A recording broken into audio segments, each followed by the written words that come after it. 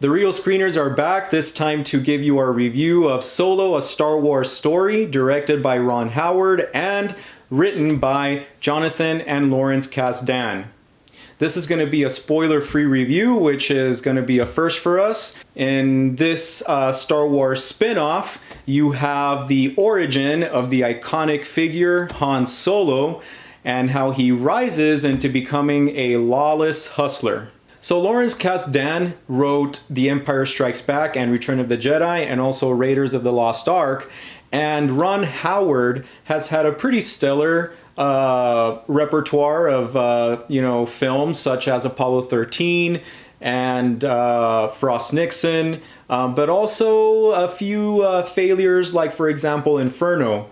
So we'll talk a little bit about what Ron Howard did with Solo in a little bit. So one of the main strengths here is the actors, okay? And the ones that come to mind are Donald Glover as Lando Calrissian. Definitely. Emilia Clarke did a really good acting job. From Game of Thrones, Emilia Clarke plays Kieran. Right. And then of course you have the guy who plays Vision from the Avengers.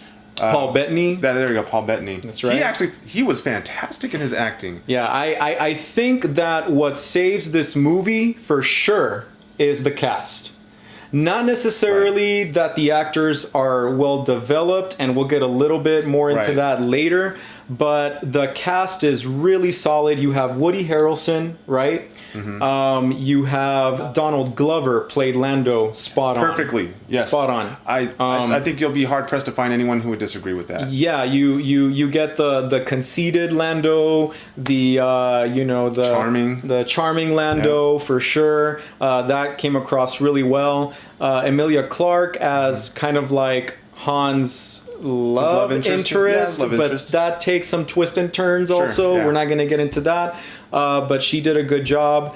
And like you said, Paul Bettany, I'm sorry to cut you off, but no, that's what I was going to say. I'm just so excited about Paul Bettany's role. I wish there was even more of him in the film. Yep, I agree. Because he played a villain spot on, which is just a great contrast from when you see him playing this knowledgeable kind of semi-stoic Vision character in the Avengers. Yeah, and for a movie like this one that runs 150 minutes, which I felt was a little bit overlong, you only get to see the Paul Bettany character for what, maybe 25 minutes? Not even that much, right? Yeah, not even that much, yeah. And his character's name is Dryden Voss. Dryden Voss. Yeah, and he was excellent. Always really good. Spot on. Well, then let's talk about what everybody is wondering about, which is Alden Ehrenreich's performance as Han.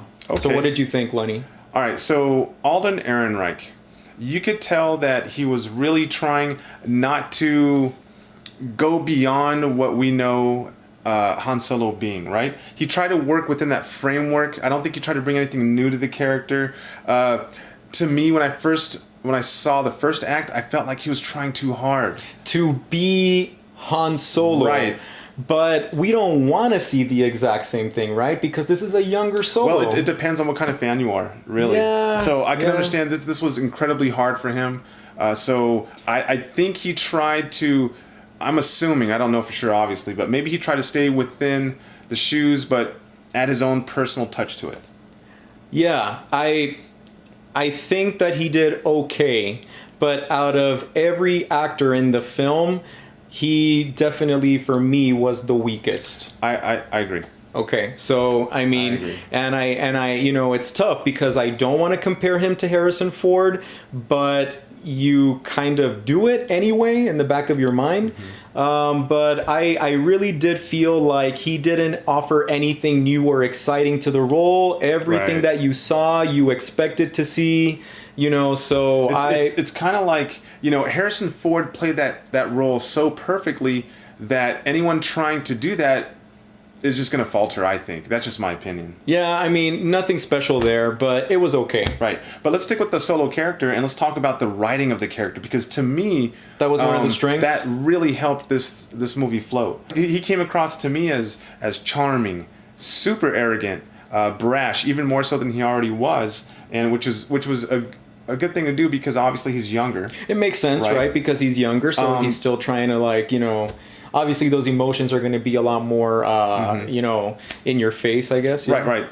Some of the jokes that weren't intended to be jokes were funny, just like you see in some classic Star Wars movies. Yeah, yeah. Okay. He had his usual, quips here and there. He talked about wanting to be a pilot. I love how they showcased his pilot skills. That was one of the anchors of this film, obviously. Yeah, and some of the iconic lines that you hear Solo say in some of the earlier Star Wars films, Right. he kind of hints at them here. Right, like toward the very end, which We don't want to talk because we don't want to spoil it for you, but there was definitely some good homages to the earlier Star Wars films through the characters and through some of the plot devices. Now, another strength I thought of this movie was the action sequences. Oh yeah, that's actually my favorite thing about this movie. Right. I really liked how the action sequences were super well executed. They did a really good job of crafting them and making sure that you felt that the stakes were really high. They had a lot of detail, of course, your standard Star Wars effects, and they really drew me in, for sure. Absolutely. I really liked the use of CGI in this movie, actually, and I liked how they used just like elements of nature like fog or snow or clouds, and they really used them really well during the action sequences just to make the images look like eye candy. It felt like a Star Wars setting, for sure. There's a sequence involving a train. I don't want to get really specifically into it, but that was one of my favorite sequences. That was one of my favorite sequences, if not my favorite sequence. It's that one and another one we're pretty... And there are some sequences, of course, involving the Millennium Falcon that makes the Falcon shine, It has its fame, for sure, in this movie. Some moments that make you really root for the characters, and it's really cool the way that the story really delves into Han's relationship, not just with Chewbacca, for example, but with the Falcon, Right.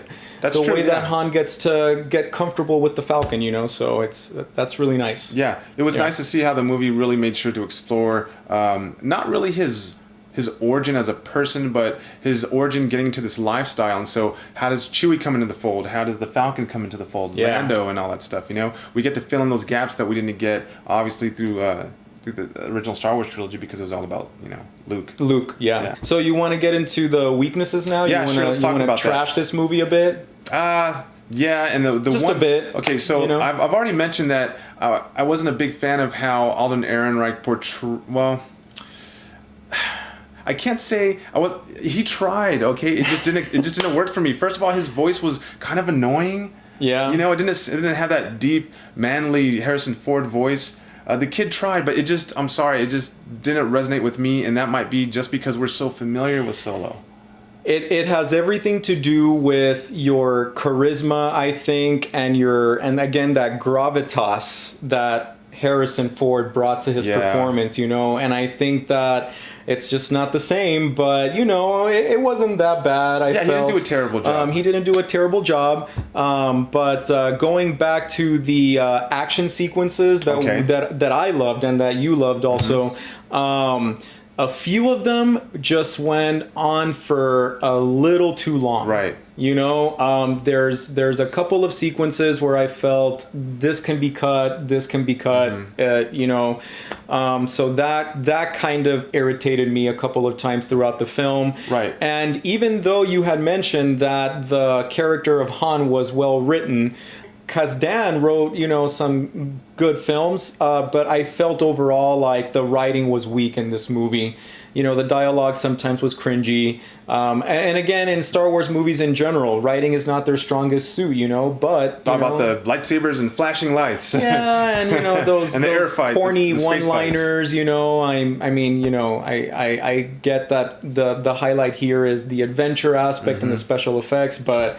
They could have done some better writing here. Okay. Yeah, absolutely. Because even though there were a few action sequences that I liked, I did feel that there were too many of them. Okay. I wanted more character depth. I wanted more of a backstory for Han than they went into. More ground covering, growth in Han, right? Yes, exactly. Yeah, more ground covering. He felt very static to me. Yeah, like let's see how Han really develops. Yes. Unless they're planning on doing a sequel, who knows? But I agree. I agree that it was just too many action scenes jam-packed. Right. But thank God that they were well executed, Yeah, that's true. But I did kind of feel like, as an audience member, I didn't have a chance to really catch my breath among all these action sequences. I mean, geez, give me a little bit more drama. Right, and right, the right. times that they did have drama, it fell flat. You know, I won't get specific, but there was one scene where he met up with someone, and we were like, really.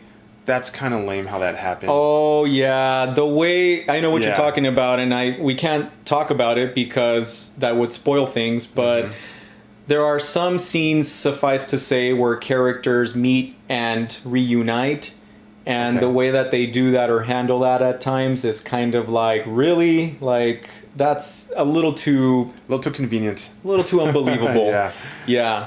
So that weakens also the Right. writing, I think, and the plot. Right, and in general. the last part of the writing that I want to speak of is one of the characters in there I felt was really like crowbarred in there, you know, to kind of just act as a plot element. Really, I didn't feel like it advanced Han as a character. Well, I think we can talk about that. I think we can say it's his love interest. Yeah, okay, right? the love interest. I mean, Emilia Clarke did her best, but I kind of felt like they Yeah. didn't utilize her properly.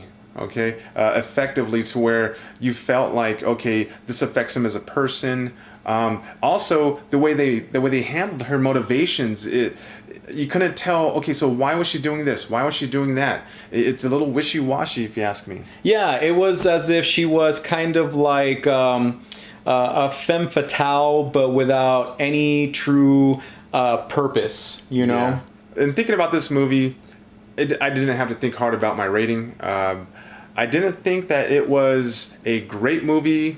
I thought it was better than Rogue One, and it wasn't a bad movie. You thought it was better than Rogue One? I thought it was better than Rogue One. I felt the same way. Now, that being said, and this is going to be an unpopular idea, I didn't care for Rogue One very much. I'm the same way. Okay, all right. I did like it better than Rogue One. What saved Rogue One was the fact that it had our Darth Vader in there, you know, doing his Darth Vader thing and whooping butt. Yeah, and Rogue One did have a more carefully structured plot, and Right, the story was stronger for sure It was than in this instrumental movie. for the original trilogy. But so this I get movie, kept me captivated with its action scenes, you know, and that's what really won me over, I think. So that. Yeah, anyway, what do you? It kept me entertained.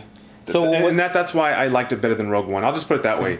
Can't quite say it's better because it's all subjective, but for me, I enjoyed it more than Rogue One. Okay, so what's your grade? That said, my grade is, let me make sure I don't do this upside down.